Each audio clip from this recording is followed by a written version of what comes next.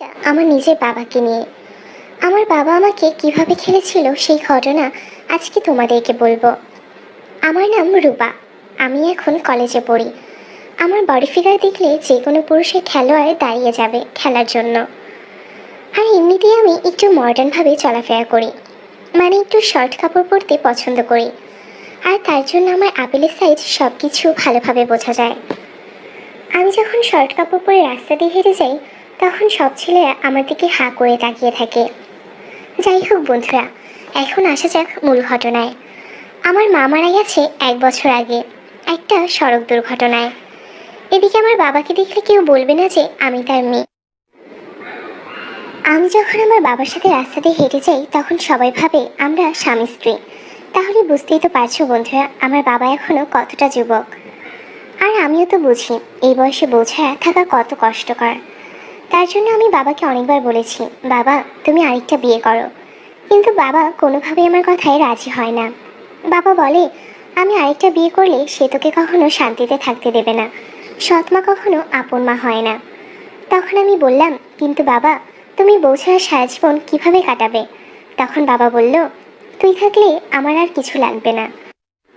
আমি তখন বাবার কথার কোনো মানে বুঝলাম না।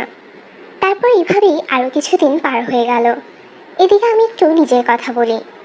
আমার অধিকাংশ বান্ধবী বয়ফ্রেন্ড আছে। আর তোমরা তো জানো বন্ধুরা, এখনকার প্রেম মানে আগে খেলাধুলা করা। তাই আমার সব বান্ধবীদের অলরেডি তলা ফাটা, কারণ তারা সবাই নিয়মিত খেলাধুলা করে। কিন্তু আমি এখনও কারোর সাথে খেলাধুলা করিনি। আমারও ইচ্ছে করে খেলাধুলা করতে, কিন্তু বাবার ভয়ে কারোর সাথে প্রেম করার সাহস হয় না। তাই আমি নিজের হাত দিয়েই কাজ চালাই। কিন্তু একদিন রাতে আমি মোবাইলে একটা ভিডিও দেখছিলাম আর হাত দিয়ে কাজ করছিলাম। ঠিক তখনই আমি লক্ষ্য করছিলাম জানালার ফাঁক দিয়ে কেউ আমাকে দেখছে। আমি ভয় পেয়ে সাথে সাথে মোবাইলটা লক করে দিলাম আর ভাবতে লাগলাম, বাড়িতে শুধু আমি আর বাবা ছাড়া কেউ থাকে না। তাহলে কি বাবা আমাকে লুকিয়ে লুকিয়ে দেখছিল? তাহলে কি বাবা আমার সব দেখে ফেললো? আমি এসব ভেবেই খুব লজ্জা পেতে লাগলাম। তারপর আমি ঘুমিয়ে পড়লাম। সকালে ঘুম থেকে উঠে বাবার মধ্যে কোনো পরিবর্তন দেখলাম না। তারপর আমি কলেজের উদ্দেশ্যে বাড়ি থেকে রওনা দিলাম। রাস্তায় আমার এক বান্ধবীর সাথে দেখা হলো। তার নাম সুমি। সে আমার সব থেকে কাছের বান্ধবী। তার সাথে নানা ধরনের গল্প করতে করতে কলেজে যাচ্ছি। এমন সময় সুমি আমায় বলল, তোকে একটা কথা বলতাম, তুই যদি কিছু মনে না করিস। তখন আমি বললাম, কি বলবি বলতো, আমি কিছু মনে করব না।